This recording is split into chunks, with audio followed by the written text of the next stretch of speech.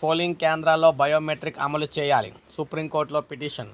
ఓట్లకు సంబంధించి ఇప్పటివరకు మనం చూసుకున్నట్లయితే ఓటు వేసేవారికి చూపుడు వేలి మీద ఒక ఇంకు సిర అయితే రాస్తూ ఉన్నారన్నమాట. అలా రాసిన ఇంకు ఏదైతే ఉందో అది గమ్మున పోదు.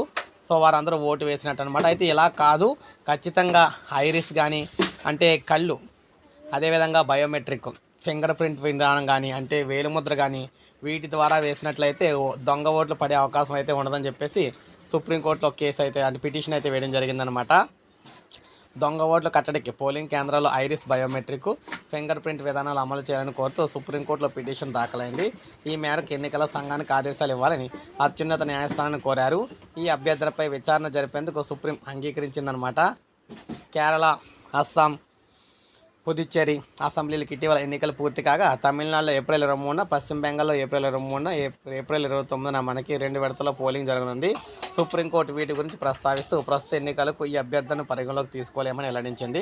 అయితే రానున్న కాలంలో జరగబోయే సార్వత్రిక ఎన్నికలు, అసెంబ్లీ ఎన్నికల్లో ఐరిస్ బయోమెట్రిక్ ఫింగర్ ప్రింట్ విధానాలను అమలు చేయడం సరైనదా కాదా పరిశీలించాల్సి ఉంది అని పేర్కొంది. దీనికి సంబంధించి కేంద్ర రాష్ట్ర ప్రభుత్వాలు ఎన్నికల సంఘం స్పందించాలంటూ ఆదేశాలు అయితే జారీ చేసిందనమాట.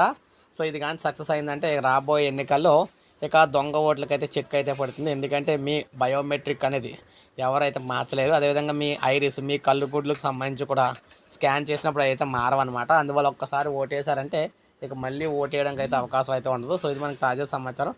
లైక్ చేయండి, సబ్స్క్రైబ్ చేసుకోండి, మన ఛానల్ సబ్స్క్రైబ్ చేసుకోండి.